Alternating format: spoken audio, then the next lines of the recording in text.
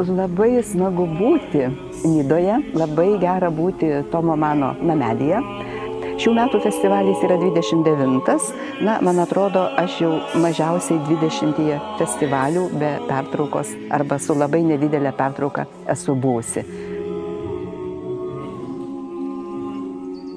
Šių metų festivalio tema yra tokia labai asmeninė, paliečianti kiekvieną šito festivalio dalyvį, klausytoją, žiūrovą tiesiogiai. Paprastai toj kasdienybėj mes žodį laikas kasdien pakartojame gal daugybę kartų. Bet žinoma, kiekvieno mūsų gyvenime daugybė visokių įvykių, nutikimų, susitikimų ir ko tik tai nori, kai mes esam priversti pagalvoti apie ir metafizinį laiką, ir apie praeitį, ateitį, ir amžinybę ir taip toliau.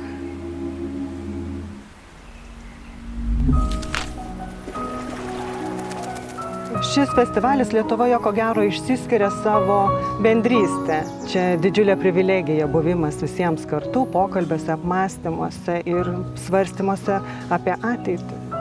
Una de las cosas que más me atrae del festival es de hecho la posibilidad de compartir ideas abiertamente en un ambiente multicultural en donde se pueden discutir ideas de manera abierta, inclusive ideas que pueden parecer opuestas. Ich komme aus Berlin und bin mittlerweile seit 18 aufeinanderfolgenden Jahren beim Thomas Mann Festival in Nidda gewesen. Sowohl das Festival als auch die Umgebung hier fasziniert mich total und beides ist aus meiner Sicht auch wirklich einmalig und in der Verbindung erst recht einmalig.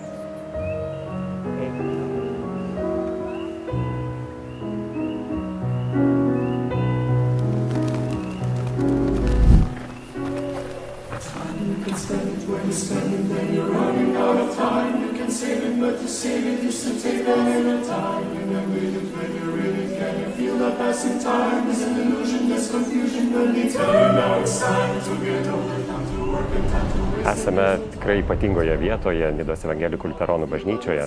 Bažnyčia turinti labai gilią istoriją ir turinti ypatingą aurą.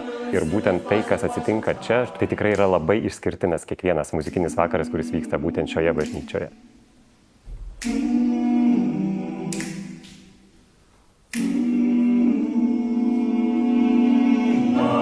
Festivalio koncertai taip pat yra pristatomi muzikologių, labai įdomiai surišant su festivalio tema.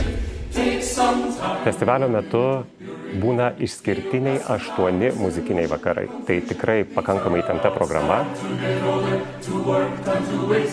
Man visada didžiausią įspūdį palieka muzikinė programa. Ir jau koncerto aš tikrai nepraleidžiu nė vieno. Ir ta muzikos programa yra parengta labai konceptuali, labai apgalvota. Ji puikiai moderuojama. Ja, also das waren alle tolle Konzerte. Also ich kann nur sagen, die Qualität ist immer ganz hoch und das war in diesem Jahr ebenso wie sonst.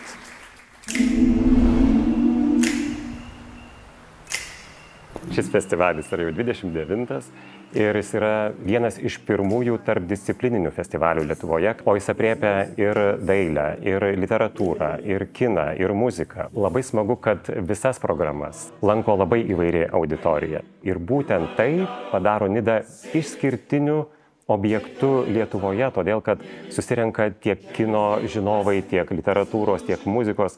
Ir ta tokia bendruomenė turi išskirtinės galimybės susitikti ir dėl to ta bendruomenė kiekvienais metais vis didėja. Ir tas labai džiugu būtent festivaliui ir jo rengėjams. Nemažai žmonių metai po metų atvažiuoja į šį festivalį. Tai, kas čia vyksta, yra labai svarbu. Ateinančių metų 30-asis festivalis, tai yra jubiliejinis festivalis. Žinoma, kad mes tikimės dar ypatingesnės programos, dar įdomesnių dalyvių ir dar daugiau pokalbių, bendrystės ir buvimo čia kartu, nuostabioje Nidoje, nuostabiame kraštovaizdyje ir nuostabiajame Tomo Mano muziejuje.